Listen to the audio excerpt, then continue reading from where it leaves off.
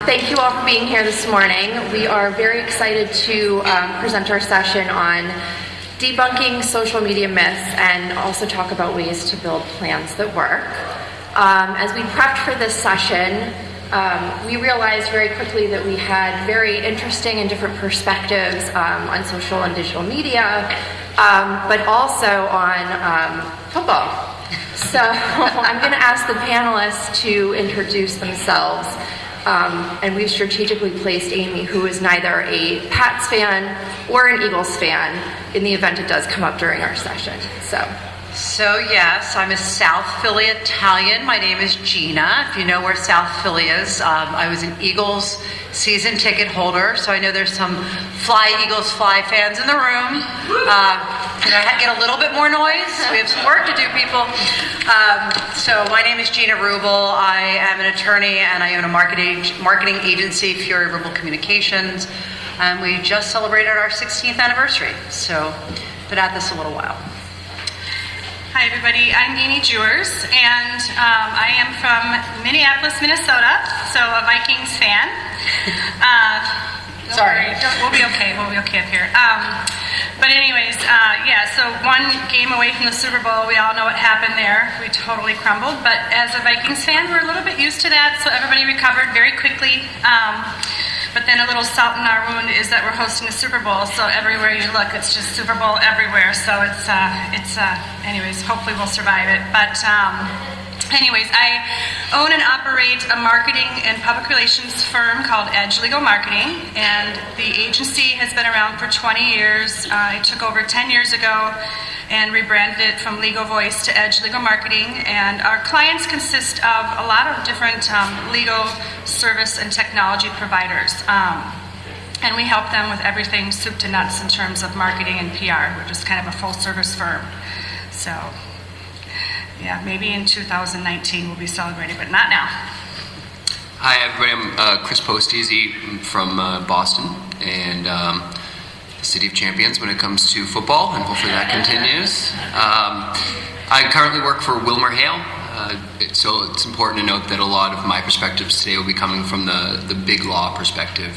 We have about 1,000 lawyers spread over 13 offices, both here in the U.S., Europe, and one in Beijing as well. I have a pretty varied past. I've worked in PR, I've written for newspapers, I've worked in healthcare as well on the marketing side of things, and again, right now I'm the director of marketing and communications.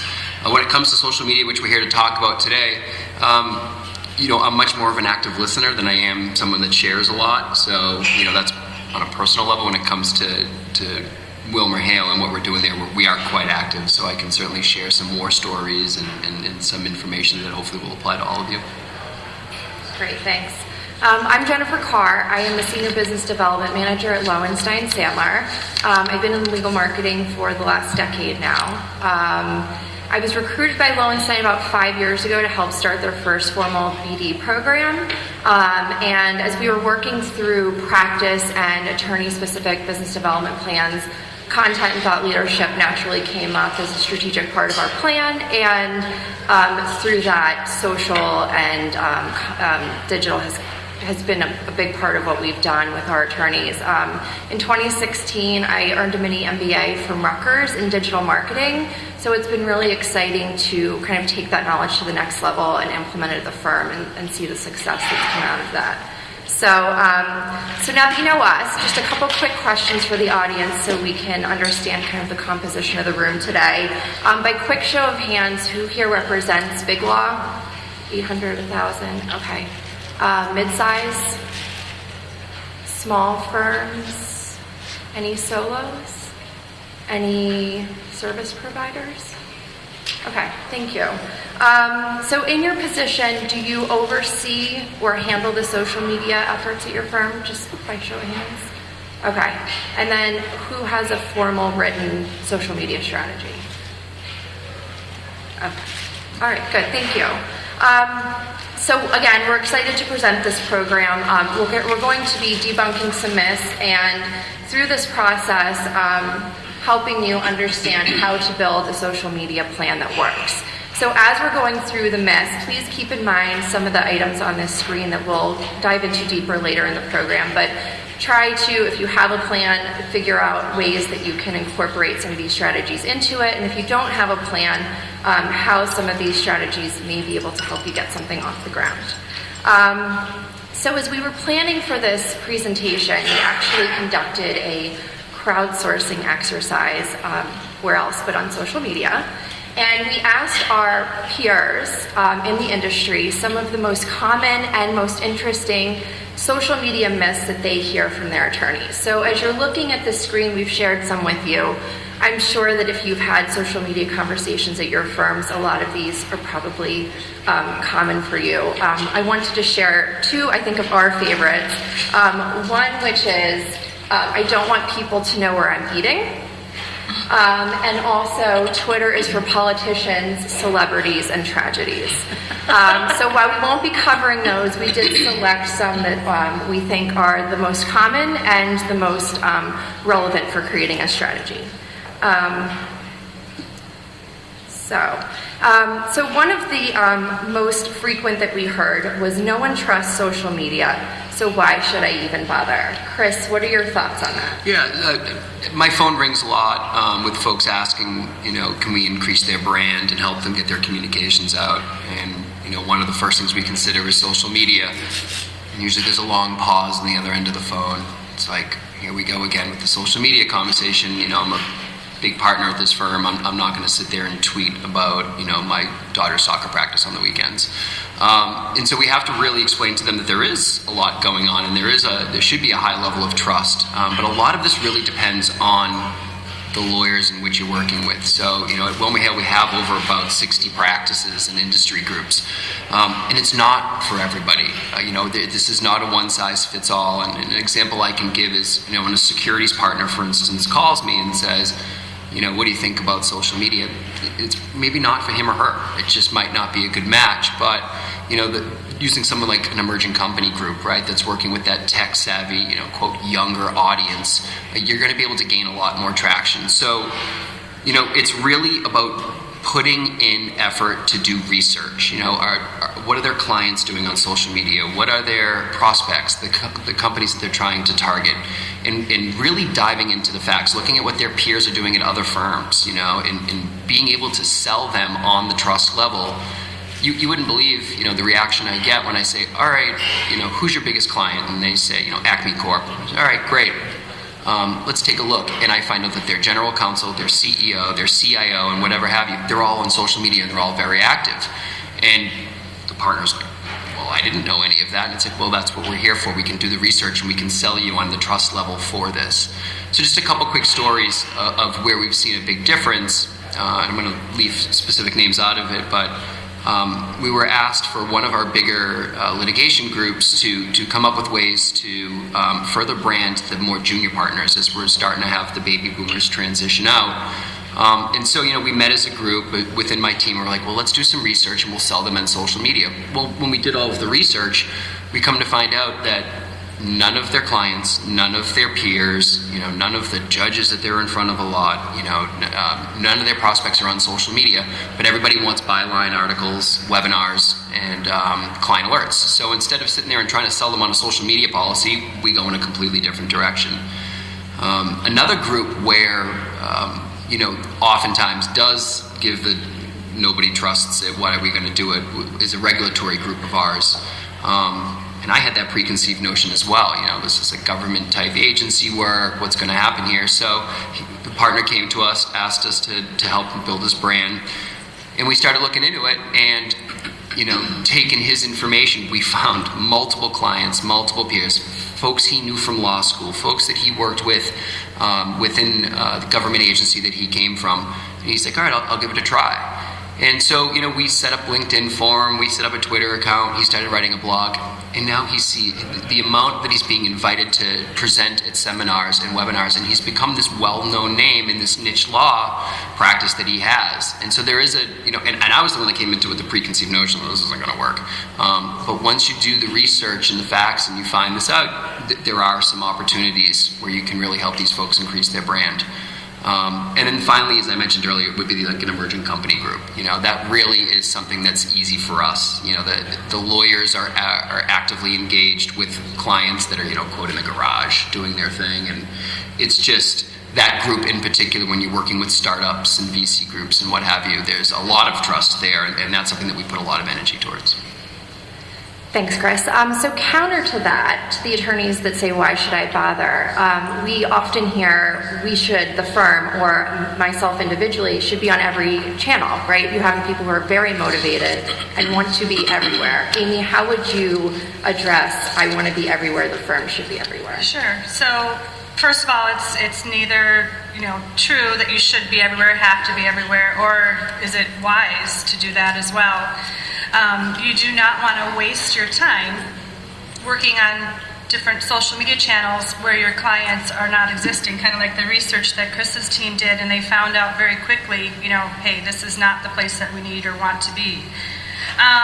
So you need to think about your purpose for the social media and what you're doing with it, and from the legal standpoint, you want to connect with people and start building relationships and earn that trust between yourself and your clients, and let them know what you're up to, and also just make sure that you're connecting with the ideal clients that could help bring revenue into the firm. So you kind of need to ask yourself, where am I going to put my time and my effort, and which platform is the best for me, and just make sure that you're not stretching yourself too thin amongst many platforms. And so I'm going to roll off some stats here really quick, but 90% of companies are using some kind of social media. So potentially your clients, your law firm clients, are already out there on social media and using it, and so they are engaging themselves. And so that's kind of one indicator of where social media is headed.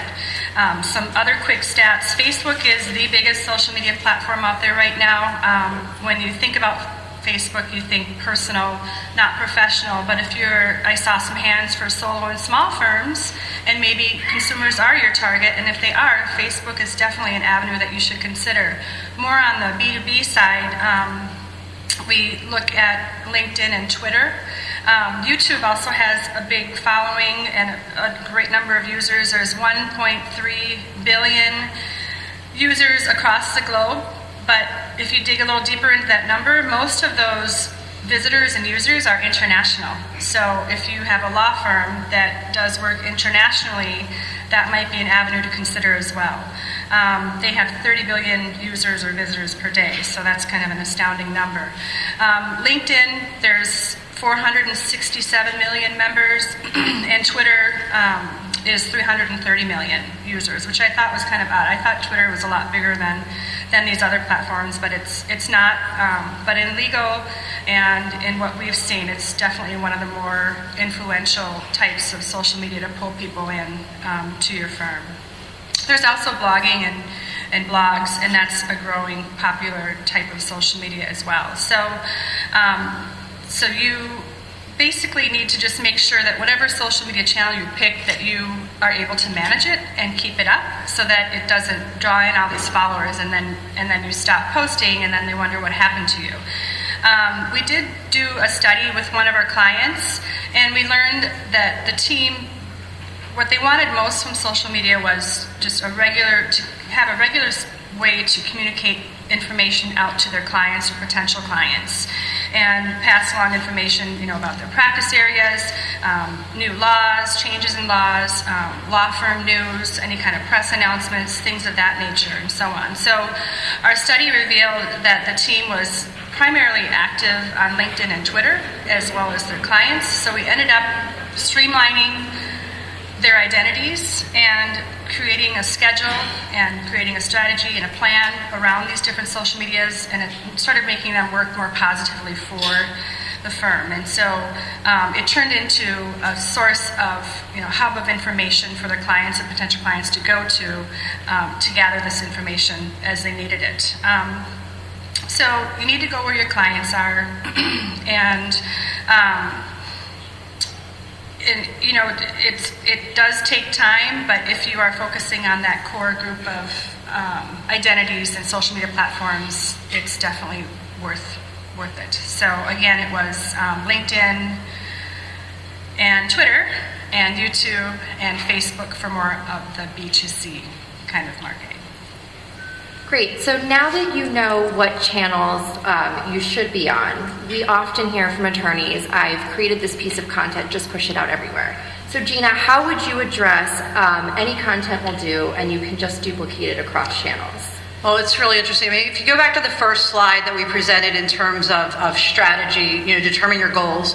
Depending on your practice areas, your firm, your audience, you need to really understand what you're trying to accomplish. So, for example, we have a mid-market firm that the primary goal is laterals with a book of business of X in certain markets where we're growing.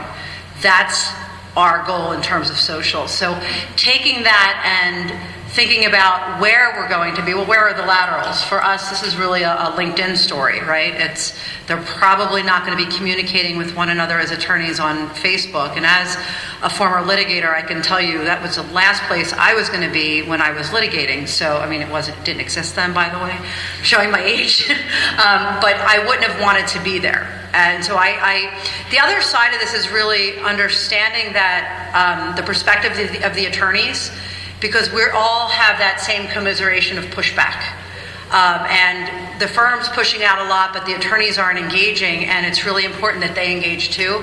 So we have to find the channels where they're most comfortable. So in a lateral conversation where we're trying to grow that space and we're trying to create a story about this firm, LinkedIn's going to work because we can get involved in groups and things like that. So the content is very specific to the goals and the audience. And then if we put it on Facebook, we're getting in, who cares? Like, why are we spending the time to put it there? Nobody's really sharing it. Now, from a job perspective, if there's an opening and other people see it and share it, then we may be able to get some of the recruiting through there. So it can work there, but LinkedIn's still our primary. And then with Twitter, you really have, I think in the tech audience, you're going to see a lot more engagement there. The law firms, for the most part, are pushing content. However, I can tell you, as someone who started my business strictly on the PR side and publicity, I am communicating with members of the media on Twitter daily, as is my team. And we're sourcing there. I was quoted in a major national publication as a result of something I shared on Twitter, and it had to do with a national a case that they actually came to me as a publicist on a crisis communication side. So there's a lot of great content, but the same piece. And what I just told somebody this morning, what we're doing on content, and this might, if you're in a compliance firm where you have to send everything through the channels, I feel bad for you, but we all get that. Write everything out from the title to the body copy to the social shares and the hashtags. Put it in your copy docs because you will have a much quicker time of getting approvals. And so those shares, if you're putting content on your website, if it's on YouTube, if it's an audio cast elsewhere, really make sure that you've made it easy to get approvals internally. Because again, as an attorney, I want to make sure that I understand all of the ethical issues. Are there other cases going on in our firm that if we share this piece of thought leadership can affect those cases? So these are some of the things that you're all thinking about, but you want to let the attorneys know you're thinking about them too. So no, not all content is okay. The other main point I want to tell you, if you're not aware of this, Google changed its algorithms at the end of December. So we were pushing a lot of short content, right? We're all saying, blogs, 800 words are fine. They're not fine anymore. They're not fine anymore. You need long-form content. Google has made our lives a living heck as it relates to SEO. So you need to start pulling long-form content, putting it on your websites, your blogs, sharing it out, and lots of bullets. And one of the things I told somebody at ALM today is make sure, rather than just have an executive summary at the top, you put, how in our materials for today, you'll have an abstract with a number of bullets, what you'll get out of this, put those in there. It's going to come up much higher in Google search. So these are just things you should be aware of in terms of, and I know every attorney says, nobody's just going to find us on a search, but they will validate you. That we know is factual. So these are some little tips on that myth.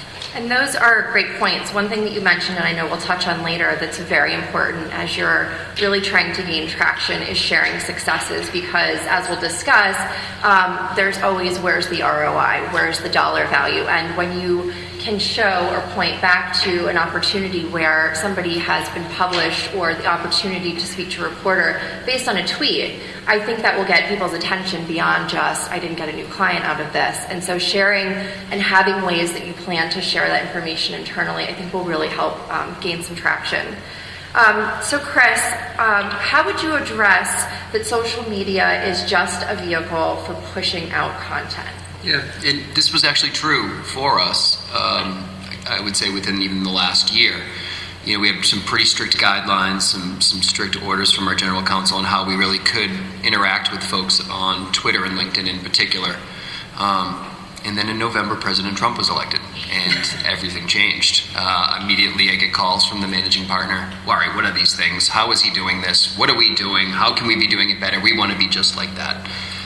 Oh boy. All right, so we took a step back. We did a whole presentation for the managing partners to really introduce them to what we are doing, but it really was a lot of just sending out our thought leadership. And, you know, we said, if we can be a little bit more actively engaged here, if we can relax the rules and guidelines that we have been given, obviously sticking to make sure we're adhering to all bar rules and what have you, we can be doing a little bit better.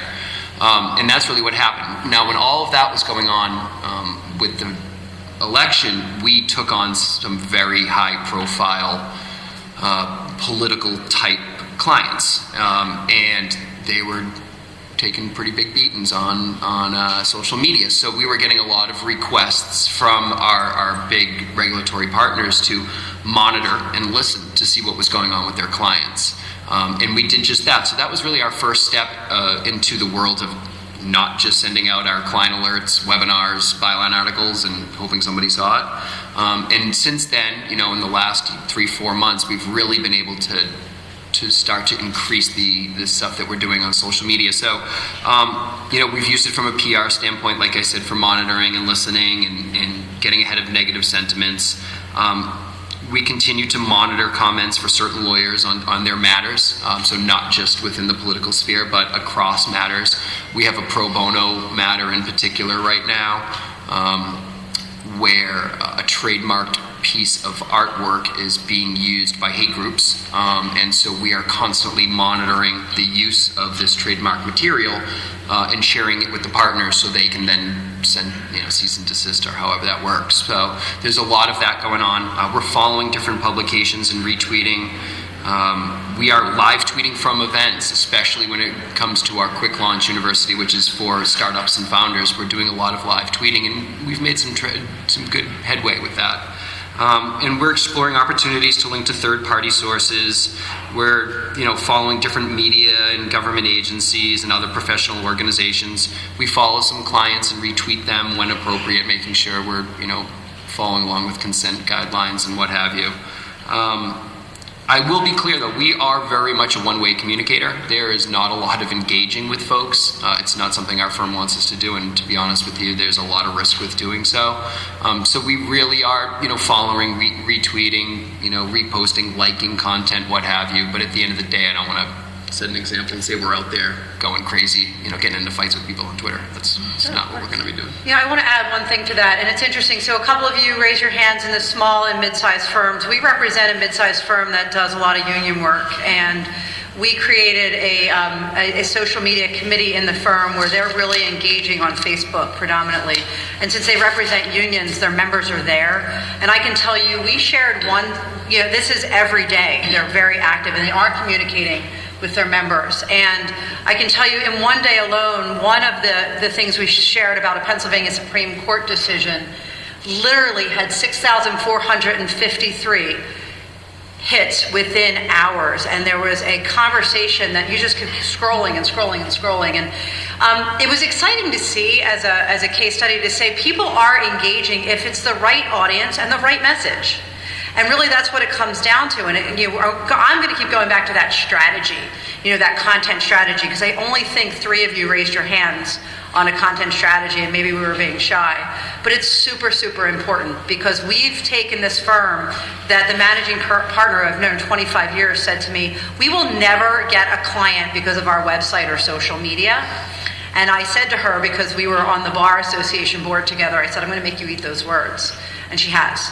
She has. She's been able to, we can demonstrate a real ROI, which is super important, obviously, if I'm running an agency and I need to prove that you're getting business from the work we're doing. So I think that's important to know, that that strategy is really going to affect that conversation, but it has to be the lawyers.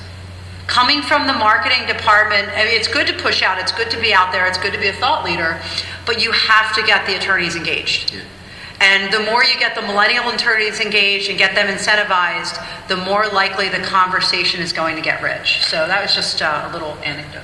And so real quick on that, we always encourage all of our lawyers who are active on social media to follow the Wilmer Hale main accounts, right? And to follow our lead and retweet our information, like it, share it, and what have you. So because of the way we're structured, my team handles the firm accounts and a couple practice accounts, which we can get into later.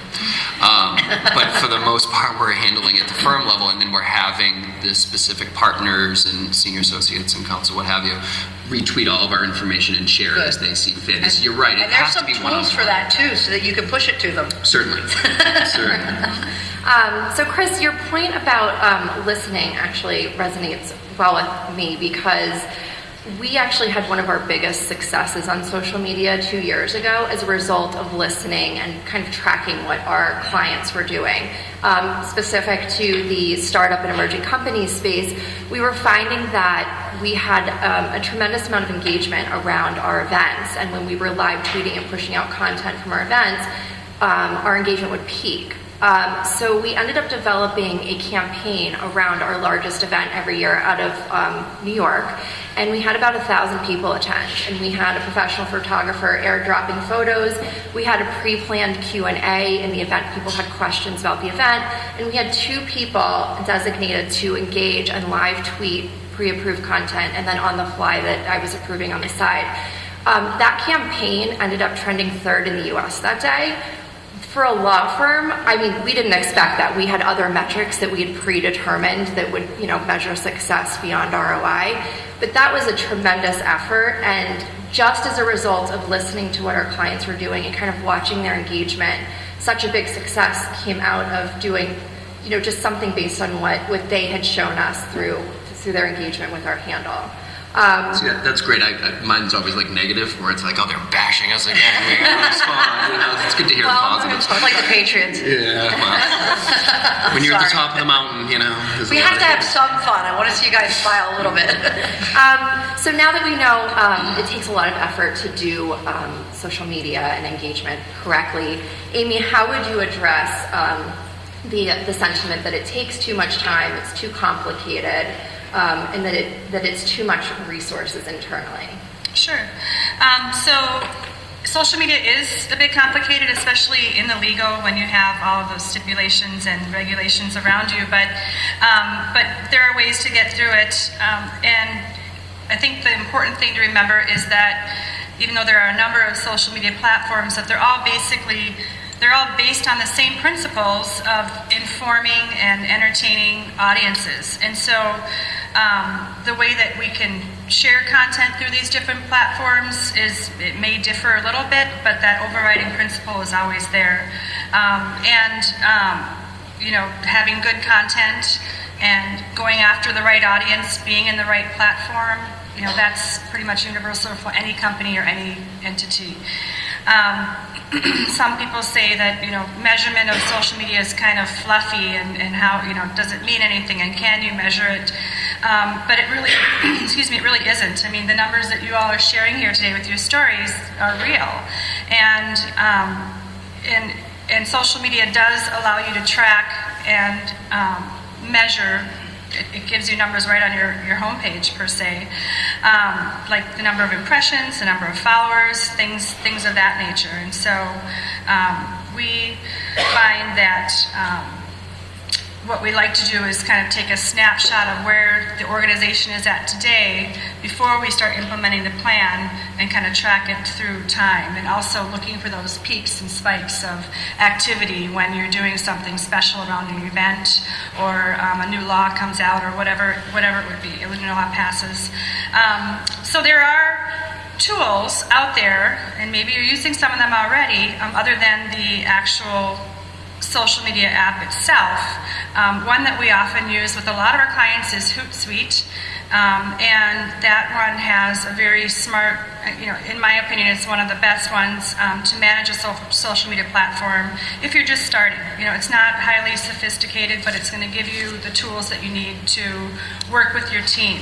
Another one is HubSpot, and that's more, it encompasses more than just social media management and posts and getting metrics and measurement out of it. It actually can interface with a heavier weight CRM like Salesforce, but it will help guide you in the direction you should be heading with your social media strategy, and it'll tell you one way or another what's working and what's not. So HubSpot is really good with not only social media but also SEO. And maybe we're going to hit SEO and that topic a little bit later with one of the other questions, but that is something that does help with your company identity being found on the internet. A couple other little smaller pieces that we've used over the years is a website or service called Deliver It, and it's dlvr.it. And that, essentially, you're putting in keywords and different websites where you know your audience is going to and reading, and hot topics that they are covering. And it's $10 a month, but we all get a coffee in the morning, right? But that one is just kind of nice, where it basically pulls in the content that's relevant to you, relevant to your audience, mostly articles that are online. And it has a cute little button there, and you just hit tweet, and it will generate the tweet post for you. For some of our clients, they use that and HubSpot, so then we're kind of matchmaking between the two softwares, but it's just a really quick, easy way to pull in that content so you're not having to go out and search and find and wonder what's happening out there. Another one, which is really guerrilla kind of marketing, is setting up Google Alerts. How many of you have them coming into your inbox today? Right, so set up a Google Alert with your keywords or even your firm name to kind of watch what's happening out there. And you can set up the alert to come into your inbox daily, hourly, as it happens, weekly, however you want it. But that also is a really good compilation of relevant material to practice area, attorney name, law firm name, what have you. So Google Alerts are free. So I say if you're not doing it, you should. And what's kind of fun too is, and it makes it easier nowadays versus even like a year or two ago, is that a lot of the different news websites have a share button on them next to stories, or you could put it on your website and have that share button there too, so other people that are visiting your site or the attorneys, it's just real easy for them just to hit that share via Twitter or LinkedIn, and it essentially auto-generates the post for you. So there's little tips and tricks that you can do to kind of make it easy for you and for your firm. And I know there's, in some instances, there's approval processes that you need to go through. And there are softwares out there, too, that you were kind of hinting at before, that you can stage up all of your tweets or your posts, and then the attorney can go in and approve them, whenever they have time, or the marketing department can stage it up and just make it easier for everybody. And then, like you were saying, you have it out there, you let them know that it's out there, and then they don't need to go and retweet or like or, add it to their daily routine. And, I'm pretty active on social media. I'm not very active. I'm probably mediocre, but 5-10 minutes a day. That's what you need to impress on them. 5 or 10 minutes a day just to get something out there is worthwhile. So just to make it less complicated, you have guidelines, right? And some of you have them, some of you don't. But from a marketing professional perspective, I think what we think about is you need to develop and stick to some focus areas. Don't be wild and everywhere. Find 2 or 3 key themes or focus areas that you know really well, or types of posts, if you will, that you want to focus on and leverage. Determine the frequency, how often you want to get something out there, set some goals for yourself, set some goals for the team, for the attorneys, be consistent, and monitor and respond appropriately. Kind of like you, Chris, we're finding a lot more of the one-way versus the two-way conversation, so the monitoring is a little bit less, but Hootsuite does a really good job where you can actually track anybody that's mentioning your name or direct messaging you, and so it's all right there in front of you. So it's a really handy tool. And then also just to remember and tell your attorneys that it's okay to be human. I think there's some fear out there that they're going to screw up or whatever else. But you can delete things. It will remove it once it's posted. But just realize everybody's human. People make mistakes. Try not to fear it, and that will bring some success to you. Yeah, I think that's great. And I think those are great resources. There are a lot out there the room is comprised of firms that have a variety of resources available and probably budgetary restrictions. So there are tools out there, paid and unpaid, that can really help streamline the process and minimize the amount of resources internally. So we've talked a little bit about some areas that make sense and are less risky. For example, startups, life sciences, some of the more corporate practices. So Gina, how do you address concern that social media is too risky and it presents an unnecessary risk for the attorneys in the firm? So the bane of my existence, right? And probably all of yours. How many of you have a social media policy in your firm? How many have actually done training among the the attorneys and staff in your firms on the social media policy? All right, so that's a huge missed opportunity in both respects. And as marketers, as people in your firms, you can be really thought leaders in developing a social media policy and getting it before the firm management. I tend to be more conservative as a marketer when it comes to social because I was a litigator, and so there is a lot of risk, and I think the attorneys have a lot of validity in their fears. So for example, having a communication process is really important. While one attorney may be working on one piece of litigation and arguing in one way, another one may be arguing the exact opposite. And this is not a fallacy. I had this last week. Okay, just last week, an attorney gave me a blog. And what we tell our attorneys to do that we work with is you have briefs and memos of law most of the time where you can pull pretty generic content, redact client information, turn it into a really good piece of content, get rid of all the case citings, But if you're making an argument, we need to run a check in the firm in some process to see if anybody is arguing the opposite and if we're going to have a concern with that later. Because if you're going to share this thought leadership, you may be screwing your partner right down the hall. And so you really have to think about how do these things, as a marketer, as a PR person, I want to see content going out. I want valuable content going out. I want to make sure that the firm is a thought leader and that when we speak to the media, we can validate those things. However, there are risks. And so it really comes down to process and training. And at the end of the day, having a social media policy, and always run it by your employment attorneys because there's issues in every state that have to be addressed. And then training. And one of the things I like to do, and many of you may already do this, in especially the bigger firms, videotape the training and put it on your intranet so that you don't have to give it over and over and over again. So when you have an associate come on board, you can point them to that video. Update them every couple of years because things change. And the other thing most of you, I'm sure, are aware of is just understand the rules of ethics and how they apply for multi-jurisdictional litigation. I went to law school. Most lawyers look at the rules of professional ethics, and everything we focus on is based on how we practice law, not how we communicate. And yet the rules address how we communicate all the time, confidential information, all of these pieces, but we forget because we're so entrenched in the work we're doing. And so the lawyers are just focused on the case, the matter, the deal. They're not thinking about that. So the other big risk is if you work with trial lawyers, whether you're on the defense or on the plaintiff side, there is a Rule 3.6 that you need to be aware of.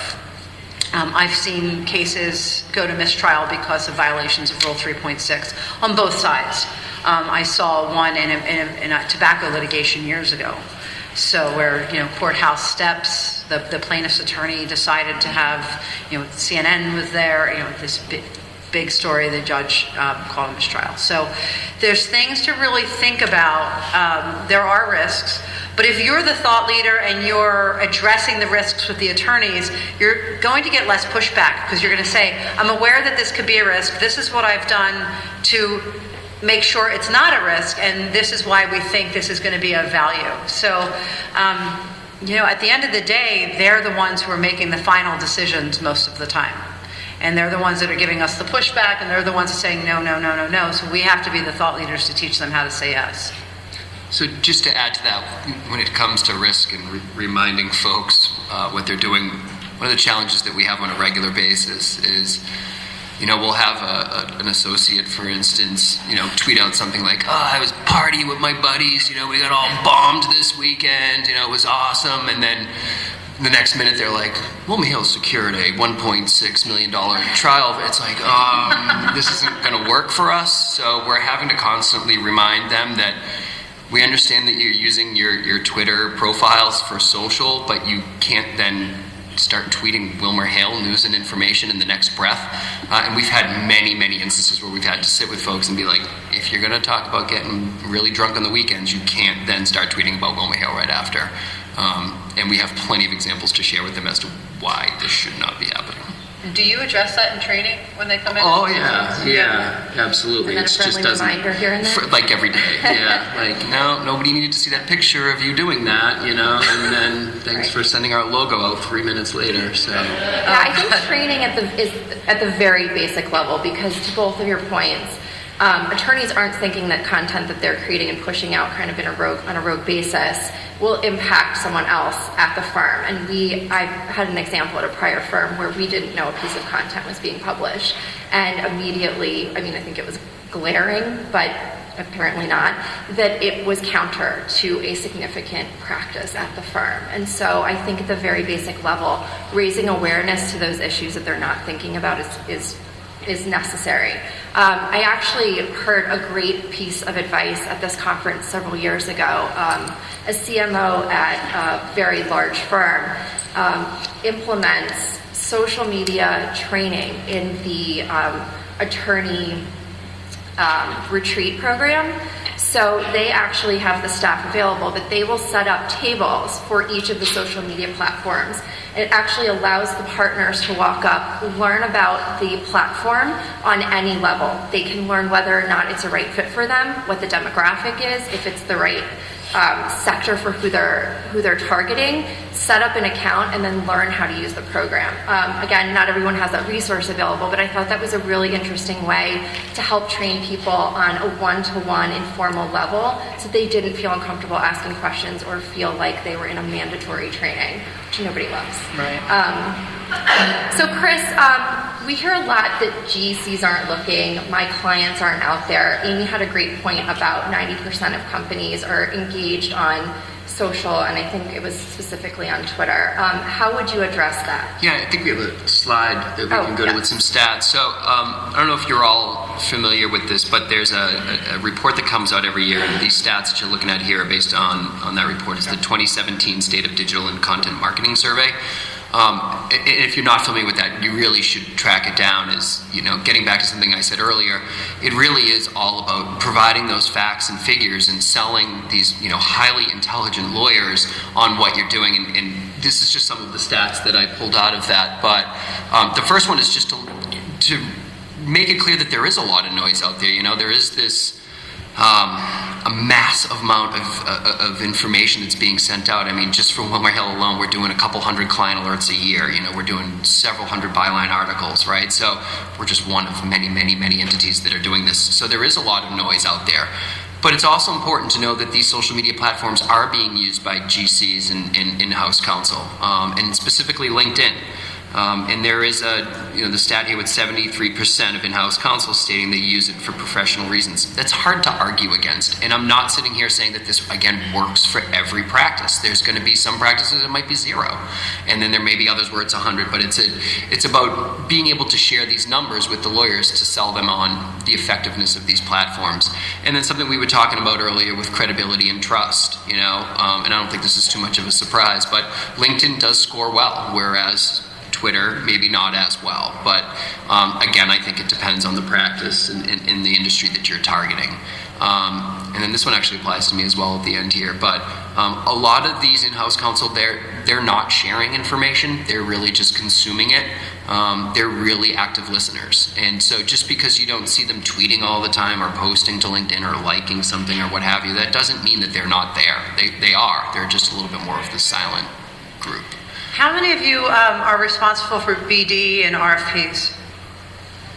So we just helped a client with an RFP, and LinkedIn was a prime. I mean, we use Lexis Advance, we use a lot of other tools, but LinkedIn was a primary tool to get a lot of information about the individuals, about the GC, about the other attorneys in the firms, and we were able to give them a really solid report. It turns out we have their login for the attorneys who were going out to these meetings, and we were able to see that the GCs were looking at their profiles of the attorneys that they were meeting with. So if that's not fact enough that they're there, this was a major aviation defense RFP, and it was worth about $4 million. And they got the business. So again, when we talk about those anecdotal pieces where our jobs are to support the attorneys to make sure they have the information they need to be successful, it's there. It's there. And they're scrutinizing the attorneys' profiles on LinkedIn more than they are the websites, because they know somebody else wrote the website profile. A lot of times they think, oh, this attorney is responsible for their own LinkedIn because it's social media and it's theirs. So it's really important to know that LinkedIn does have a lot of credibility to the GCs, and they are looking. So we've talked a little bit throughout about metrics. Amy, how would you address the sentiment that metrics are hard to track and they're meaningless? Sure. So you may receive a few clients approaching you directly for business via social media, but there's no guarantee that will happen. Mostly, like what we were just talking about, is them looking at you and seeing who you are, and to think about social media as a platform that is building up your brand, building up the awareness of who you are, the attorneys, the areas of practice, and then when they come to your office, they call you, they already have an idea of who you are, what you do, and there's also that I guess a warm intro, if you will, into your firm and into your attorneys. And so luckily for us, there are tools, there's third-party tools out there and software out there that makes it easier to track these numbers. Google Analytics is one that, it was probably like one of the first ones that tracks all of your website, visitors, etc. But now, even if your firm is using WordPress, there's a little analytical tool right inside of there too to help you track and measure that. Softwares, like I mentioned before, Hootsuite and HubSpot, those as well produce reports and metrics that mean something, and they can show trends. They kind of give you more of a holistic approach and analyses of what's happening to your content that's going out there. I really like tools like HubSpot because it's not only doing social media, it's also looking at your website performance as well as your email campaigns and your lead nurturing and where contacts are in that sales funnel, if you will, or how many times they're engaging and looking at you, looking at your profiles. So it's really lucky for us. There are now tools out there that help us measure these things a lot better. And then just to keep in mind that if someone is engaging with you, if they're following you, or if you see that they've visited your LinkedIn page, you can safely assume either they're interested in you or your firm, or they're a competitor. That's another type of visitor that comes to look at you. But it's just important that you continue to build and maintain your brand in whatever channels you pick.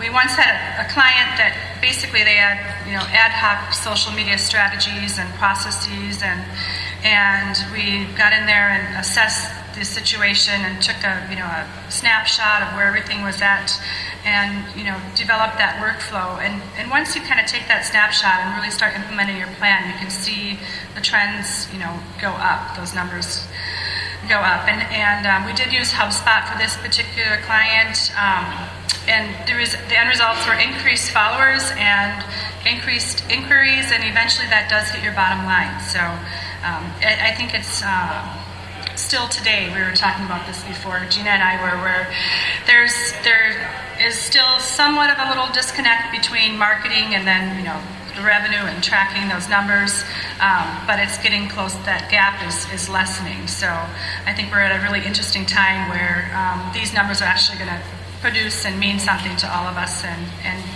social media is definitely a tool that should be considered as part of your whole marketing program. So the question I think everyone always comes back to us with is, it doesn't affect the bottom line. It doesn't bring in business. Why are we doing it? And I think sometimes that's valid and sometimes it's not. And again, if we go back to the strategy that we talked about, and actually having a real strategy and aligning it with your goals and making sure that you're talking to the right audience in the right places. Number one reason why people go to your websites, at least for the law firms that are in the room, are to validate you.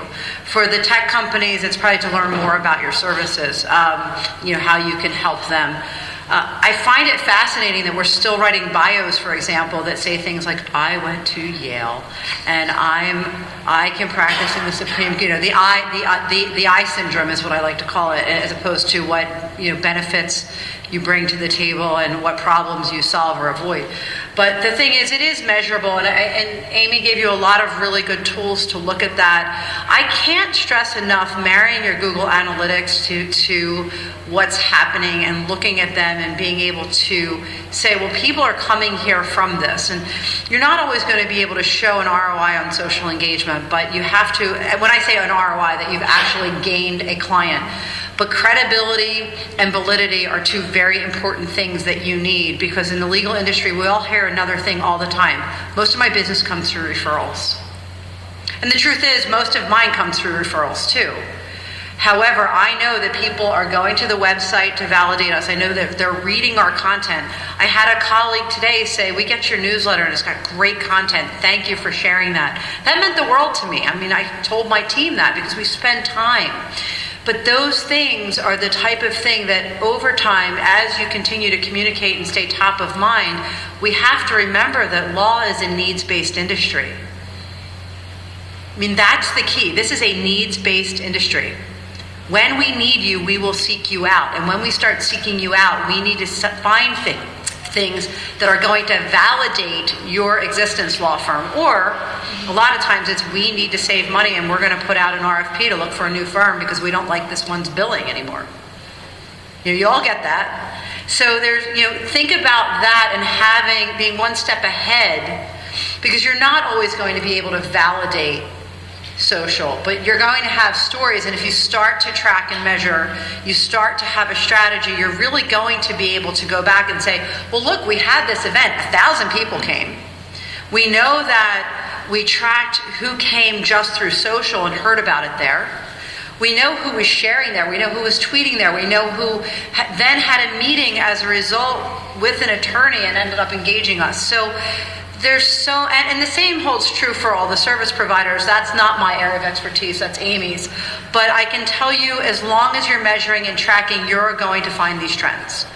You absolutely will. And the other thing is, you mentioned lead gen, Amy. There are remarketing tools out there where you can actually go back and market directly to the people who have come to who've looked you up on Facebook, LinkedIn. I'm not super familiar with them. I just actually met with a strategic partner who was teaching me about them.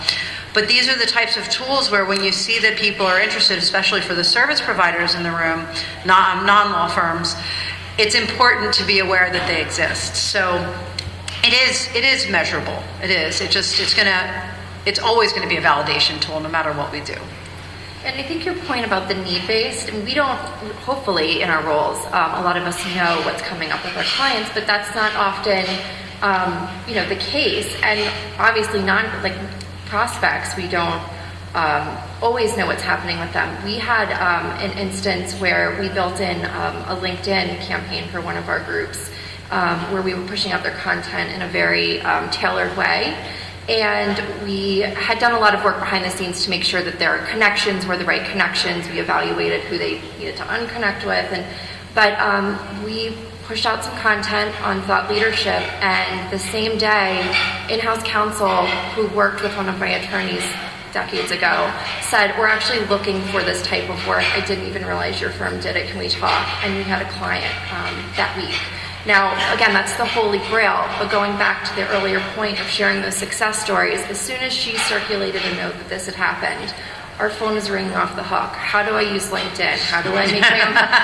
Can somebody come to my office right now and show me how? So I think to your point, you don't know all the time. You could be targeting prospects and clients that have that need, but there are people out there who you don't even realize may be looking. Well, and we can't forget that GCs are under the pressure to keep as much in-house as they can, so they're not always telling counsel what their needs are. I mean, it's more likely just the opposite. So, but then, what hits the fan and the issues blow up, and then, the attorney's phones are ringing, so... So we only have a few minutes left. I promised that we would come back to the building a social media strategy. I want to give you the opportunity to ask questions, so I won't go through this point by point. But I think if you don't have a plan right now, or you're thinking about revamping a plan, these are some really excellent questions to ask yourself and write out as you're going through the process, because I think if you can put on paper the answers to these questions, you can make a case for having a valuable social media program, getting your attorneys involved, and having a case behind tracking and showing the metrics. So I will open it up to questions if anyone. Go ahead. Yeah. Hi, I'm sort of new in general into legal marketing and healthcare, and I'm currently working for a services firm. And so, being new, I've noticed that some of our employees have Twitter handles that are reflective of our company. They have a company name in their handles, and then they go off and tweet. And from what I've seen, they're generally speaking tweeting business-related content, but obviously it's not coming through marketing or communications in a way. I mean, so how do you guys typically deal with this, or how do you suggest dealing with this? I mean, is it okay to just let this keep going? Should we start putting into a plan that says, a strategy that says we should be using these? What's the general consensus? Train. That was my And I'm not talking about the choo-choo. You have to have some guidelines. Even if you can't get a policy push, guidelines are super important. I mean, Yeah. Chris said it. You're going to see things that you don't want to see, and if you don't teach them, if you don't give them the rules and the tools, they can't be successful. Bottom line. And I would never want someone to be like at WilmerHale Chris and just start like no, you're not going to be doing that. You can tweet or share content on LinkedIn as an individual person and follow your firm and what have you, but you're not representing yourself as an extension in that way of our brand. And I think, given you said you're newer to the firm, I think, again, nobody loves to be in a mandatory training. Maybe have lunch and learns, optional. I mean, really, I really try to make it as casual and informal as possible, and then give them all the information that I can that I think is relevant. But I think if you come in and really are aggressive with what they can and can't do, they'll be less receptive to the guidance. Catherine, did you? Yeah, so you all talked a little bit about the tools that are available to share, make it easier to share things. And I wanted to know if you could just talk a little bit about the benefits of automation versus kind of the loss of authenticity, if, especially on your individual profiles, you're using like a Clearview Social or a Post Beyond and kind of just automatically pushing things out under individuals' handles. Talk a little bit about that. I'm not a fan of automation. I think it has to be monitored. There has to be someone that has the responsibility, and particularly because I do a lot of crisis communications, and you have something automated and then, some major crisis hits and there's still these things going out. We've seen big brands get hurt with automation. So while I think they're important, like Clearview Social, getting the attorneys to push out and engage, but they have to think about it. They have to do something to do it. So they're seeing it, I think, is a phenomenal tool. But there, again, it's got to be a process. Automation for the sake of automation, for the sake of pushing stuff out, I don't believe works. It's not social. So it's not thought leadership, in my opinion. So there are huge risks there. There has to be, again, a process. And the last thing we all want is more work to do, unfortunately, but these are the types of things that we have to do in this industry. I agree. We don't use automation for many of those reasons. Do you? No, we'll use it to schedule tweets. Like we want it to go out in an hour or what have you, but that's as far as we would take. So we use co-schedule, and we have a separate platform set up for every one of the clients, but we have a process as well where it's being monitored because, again, at any given day, we had a bunch of stuff that was supposed to go out around the time of Hurricane Sandy. And then, the whole entire East Coast, we had clients whose offices were underwater and just shut everything down, go on everyone, stop everything, focus on the message of management that people are safe, do they have what they need? So it can actually sometimes create more work. So you really have to think about when it's the right tool and if it fits for your firm and your culture. And you mentioned authenticity. This actually came up at another conference.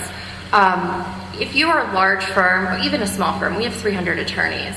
If you have attorneys that are engaged and you're writing their content for them, nothing is more disingenuous than seeing 7 attorneys from the same law firm or anyone from the same company post the exact same content. So try to segment. You can do that by practice, you can do it by sector, you can do it by client team, and try to, if you're going to ask large amounts of people to push out content and engage, make sure that you're giving them different messages so that in the span of an hour, 15 attorneys aren't pushing out the same message. It kills, I think, credibility, not only for the firm, but for the individuals. And the last thing you want is for someone to recognize that directly to them. So, do we have time for, there's one more? This is the last one. Okay, go ahead. Thanks for an exciting session. My question is, have anybody tried to articulate the value of a social network? Some quantifying some hidden value drivers, etc., and trying to publicize that. So I think I heard you ask, is there any way to actually quantify the value? Yes, quantify the value and then try to identify hidden value drivers. Like you mentioned that there is a business that came potentially, and that's a certain value you can attribute to social media. And for us as a strategic service provider to law firms, we don't often get that data. So it depends on what data you're privy to and at what level of your firm. So, for example, we're not always privy to the CRM systems of our clients. So we can see that something went there, but we can't see what the conversion rate looks like. So as a strategic service provider, that's a much more challenging piece of metrics that you should have availability in your firms. So you may have a different experience. That's when I was talking earlier about that gap between, the marketing system and the tools, and then the ROI and tracking, the end result. It's kind of a dotted line between the two right now. We're looking for that solid line, and unless somebody else knows of another tool that can do that accurately, or closing that gap, it's getting there, but it's not quite there yet. So what she was referring to is, you have your marketing statistics, and then you have your accounting system, and you have your CRM system, and you, nowadays, kind of have to manually, put the two together and run reports and compare. So that gap is getting smaller, but it's just not quite there yet. Well, and for my agency, I can measure it because I own the company. So I can see that so-and-so recommended me in this channel and Facebook to this law firm. I met with that law firm. They hired me. I know that I can see it. but I have access to that data. So it really depends on what data you have access to. And that's just the bottom line. Thanks, everyone. Have a great day. Thank you.